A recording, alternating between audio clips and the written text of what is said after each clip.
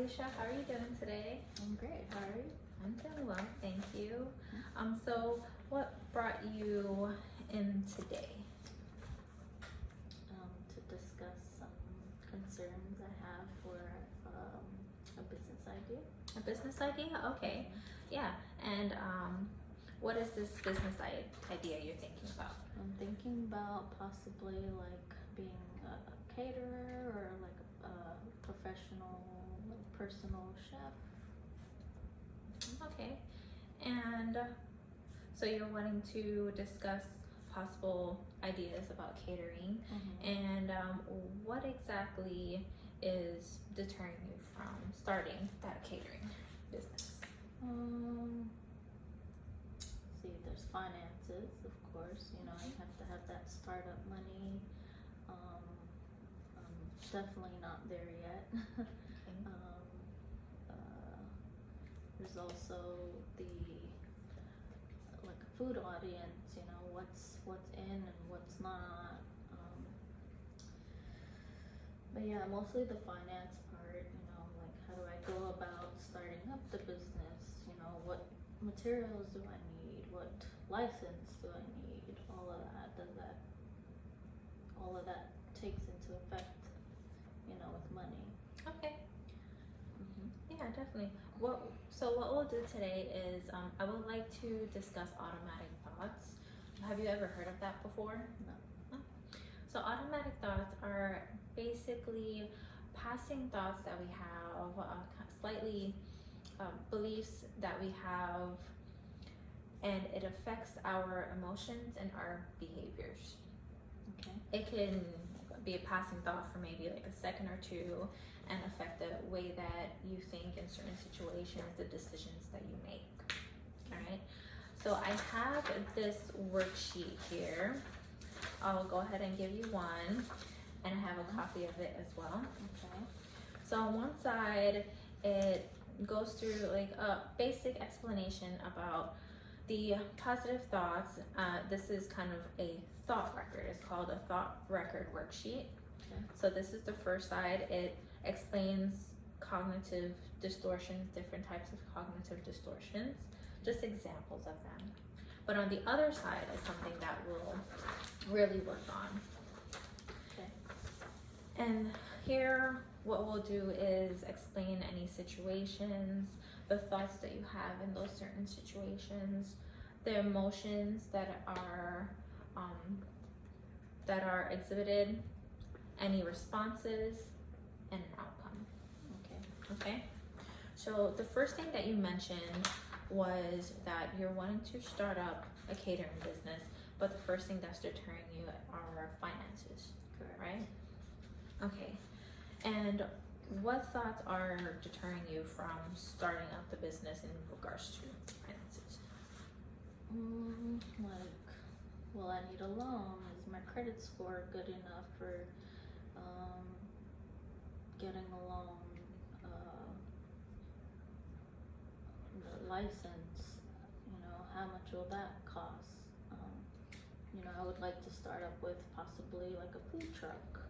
How much do I need for the food truck? You know, it doesn't have to be too big, but you know, just enough for like certain occasions, you know, or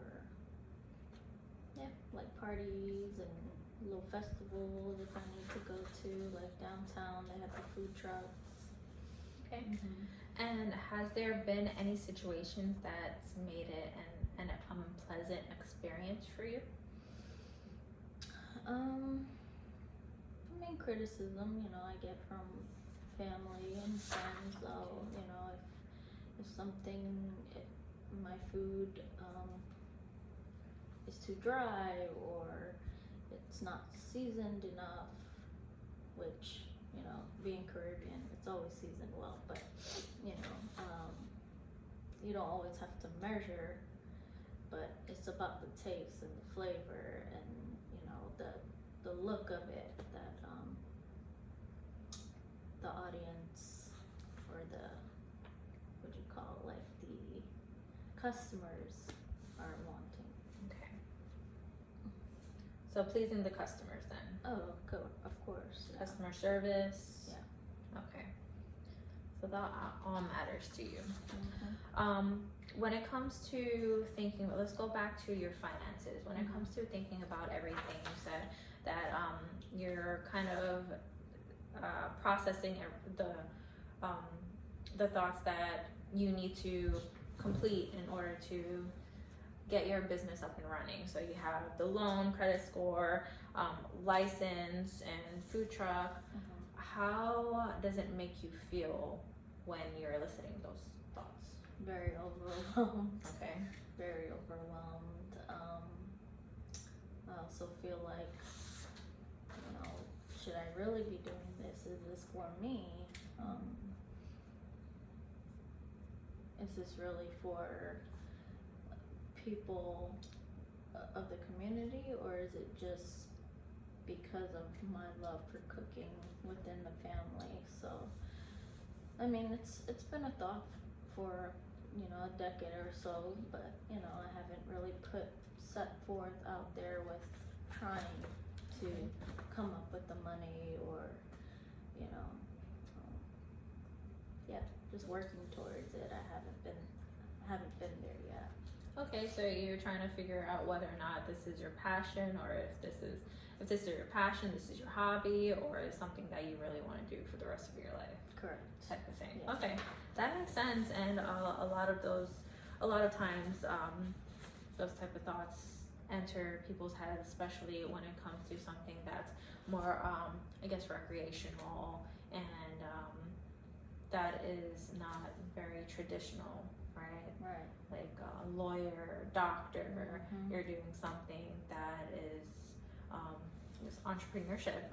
Right, exactly. And I can definitely understand why you're feeling the way that you're feeling. You're feeling overwhelmed, and it's Mhm. something that you've never tried. And that actually leads me into my next question. I was going to ask what evidence that is there that makes the automatic thought true? Is it true, or is it not? I would say it's not true. It's all in my head. It's, you know, how do you say, like, disbelief? You know, Yeah. not really believing in myself.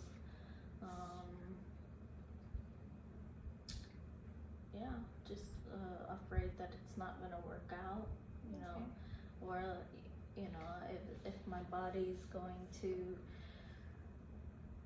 not fully shut down, but if my body's not gonna let me be able to handle that much of the cooking, or, you know, the standing aspect, because, you know, health-wise, you know, you don't want to be too stressed with what you're doing, and Yeah, and these are all alternative explanations too. So you don't believe that it's you don't believe that it's true, right? It's Correct. definitely something that you can do, but then there are alternative explanations Mhm. that kind of deters you from going forward. You want to make sure you're healthy. So forth. Exactly. Yeah. So if the worst happens, say if you tried it, right? Mhm. You went for the loan, you kind of say maybe put together a worksheet or a list that shows that helps you kind of check off everything that you need to accomplish. Mhm.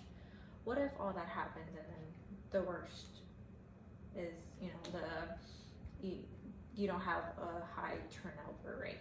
How do you think you'd be able to cope with that? I'll be a little disappointed, but I think I would just work harder in advertising it. You know, there's social media now that's free to use. You know, you don't have to really pay for a subscription or membership. You know, just putting the word out there, family, friends. Yeah. Okay, and see, that's great, because instead of giving up, you already found a solution to Support. to turn it around, Right. and that's amazing. Mhm. What's the best that could happen if, say, turnover rate is high?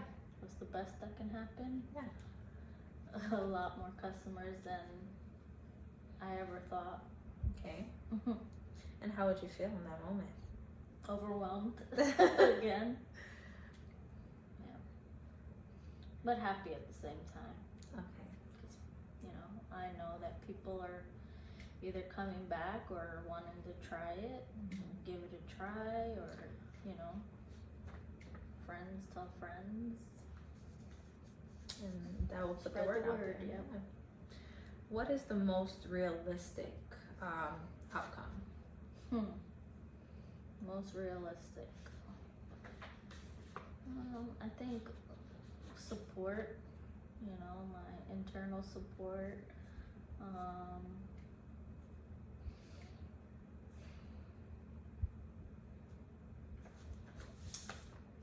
I would say that would be the most important. Internal support as in Family, Okay. mostly family, close friends. Yeah. Alright, yeah, that's definitely realistic. How much do you believe that? I would say about 90%. Okay. So what effect does that have on your thought process? Like just believing that you will definitely have this internal support. It seems like that's the most true thing to you, and the only realistic outcome seems like. So what effect does that have on you? I mean, for the most part, I have shared my food with, you know, close friends and family, of course, but also with coworkers, you know, coworkers of all cultures and diverse coworkers, and they've all complimented me, and they've all said, oh, you know, when is your restaurant opening, or when are you going to, you know, put this out there? So I've always had like pretty much good feedback. So Okay. yeah. All right. So with that effect, how do you think that can change your thinking from what we were talking about earlier? Finances, kind of putting everything together. How do you think that changes? See, that's more of the feeling, but finances part is the reality. Yeah. Yeah. So that it doesn't so much put me down, but it just concerns me. Okay. And that's definitely realistic. That's another realistic thing for sure. So let's go ahead and go back. Okay. So we said, what's the worst thing that could happen? How would you cope? You said that you'll go back out there and you will, you'll advertise more, right? Yep. And then the best thing that could happen, you'll have more customers, you'll feel a little more overwhelmed, but you'll be happy. That's a feeling. Correct. But financially, what is the best thing that could happen? The best thing is that I get approved for the loan, or even if, you know, anyone offers to help, you know, being a co-owner or, you know, a lender. Okay. And what's the realistic outcome? Realistic outcome is, of course, paying that money back. But also, you know, making this a living for myself and my family. Just making it part of my future and for the rest of my life if I decide to do this. Yeah. And I am very glad about the way that you structured all of that, because nowhere in there said that you are afraid of failing financially. All that you mentioned was that you're afraid of because you face criticism. You're afraid that it might be too dry and so forth, but nothing that you mentioned had anything to do with failing financially.